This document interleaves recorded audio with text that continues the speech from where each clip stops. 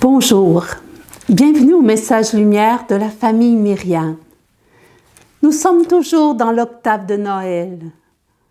En effet, Noël c'est une grande fête. C'est pourquoi nous la fêtons pendant 8 jours.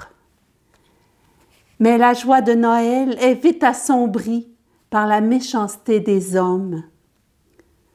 Le Verbe s'est fait chair pour venir sauver l'humanité pécheresse. Or, il n'y a pas de salut sans la croix. C'est ce que cette fête des saints innocents nous rappelle. Cette fête commémore ces enfants de moins de 2 ans, immolés sur l'autel de la jalousie et de la peur d'un puissant de ce monde, Hérode le Grand. Il n'a de grand que la méchanceté qui a endurci son cœur. Il a assis sa grandeur sur la violence et la mort de ceux qui constituent à ses yeux une menace à son pouvoir. D'ailleurs, n'est-il pas allé jusqu'à exécuter ses propres fils? En Hérode le Grand, on reconnaît le visage du Pharaon, qui lui aussi s'était senti menacé suite à la prédiction de Mage qui lui avait annoncé qu'un enfant naîtrait chez les Hébreux et ruinerait l'Égypte. C'est ainsi qu'il décréta l'extermination des nouveau-nés mâles hébreux. Cet événement de l'Ancien Testament éclaire cet événement de la vie de Jésus.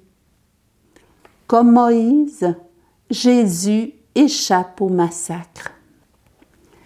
Cette tuerie d'Hérode, comme celle qu'avait ordonnée le Pharaon d'Égypte jadis, n'empêchera pas Dieu d'accomplir son œuvre. Il l'accomplira grâce à la docilité de son serviteur Joseph. L'ange dit à Joseph, « Lève-toi, prends l'enfant et sa mère et fuis en Égypte. » Que fait Joseph? Il obéit. Il se leva dans la nuit, il partit. Le cœur de Joseph est tout à Dieu. Il ne recherche que sa volonté. Quand celle-ci lui est manifestée, il dit oui tout de suite et part sans délai. Et moi, comment je réagis face à la volonté de Dieu? Est-ce que je dis oui tout de suite ou est-ce que j'hésite? Dieu a besoin de toi. Il a besoin de ton oui. Il a une mission pour toi. Il a besoin de toi pour que son salut atteigne un grand nombre. Hésiteras-tu? La mission de Joseph met en lumière la mission de l'homme dans le plan de Dieu. Protéger la vie et protéger la famille, lieu où cette vie s'épanouit dans l'amour et dans la communion. Dans les récits de l'enfance de Jésus, il est frappant de constater que l'ange s'adresse à Joseph quand il s'agit de protéger la vie de l'enfant et de sa mère, de protéger au fond la famille, tandis qu'il s'adresse à Marie quand il s'agit de donner la vie, de donner un souffle de vie à la famille. Tous les deux sont au service de la vie, mais de manière différente. Toi aussi, le Seigneur t'appelle à être au service de la vie, de la famille, de l'unité, en utilisant la richesse de ton être d'homme ou de femme. Par ta docilité, le projet de Dieu s'accomplira, mais souvent dans les larmes. En effet, nous disons oui à la mission que Dieu nous confie. Nous nous donnons pleinement pour l'accomplir. Il y a des joies, mais il y a aussi la croix. Oui, nous goûtons à la croix bien souvent, mais nous savons que Dieu sera victorieux de tous les obstacles et se servira de tout pour nous conduire au salut. Ce que Dieu promet, il l'accomplit. Dans ce texte de l'Évangile, Matthieu souligne qu'à travers cet événement, la prophétie de Jérémie s'accomplit. Un cri s'élève dans Rama, pleurs et longues plaintes. C'est Rachel qui pleure ses enfants. Cela nous ramène au chemin du calvaire. Comme Rachel, les saintes femmes pleurent leurs enfants.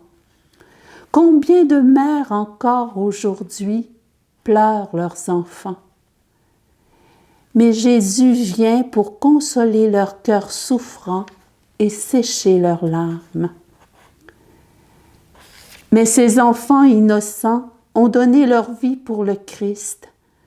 Depuis le VIe siècle, l'Église honore ces enfants comme des martyrs, petits agneaux sans tache, morts pour le Christ, l'agneau sans défaut. Aujourd'hui, pensons particulièrement à tous ces petits innocents qui meurent victimes de la violence, de la haine, de l'égoïsme, de mépris de la sagesse divine, spécialement ceux qui sont immolés dans le sein de leur mère.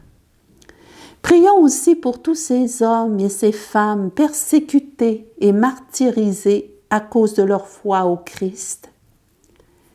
Et prions le Seigneur de susciter des défenseurs de la vie qui vont lutter contre les injustices dont les innocents sont victimes de par le monde. Et demandons-lui de retrouver le sens du commandement nouveau que le Christ nous a laissé. Aimez-vous les uns les autres comme je vous ai aimés. Nous faisant tous frères et enfants d'un même Père. Ces saints innocents ont été configurés au Christ. Unis à sa croix, leur vie porte fruit de salut. Et nous, configurés au Christ par notre baptême, unissons à l'offrande de Jésus tout ce qui nous fait souffrir, tout ce qui nous fait verser des larmes, et demandons-lui de changer cette souffrance en bénédiction et en grâce pour ceux qui, comme nous, souffrent, et aussi pour ceux qui nous font souffrir, afin que tous soient sauvés. Notre Sauveur est né. Il vient changer notre souffrance en joie. Chantons Noël. Joyeux Noël et à la prochaine. Jésus.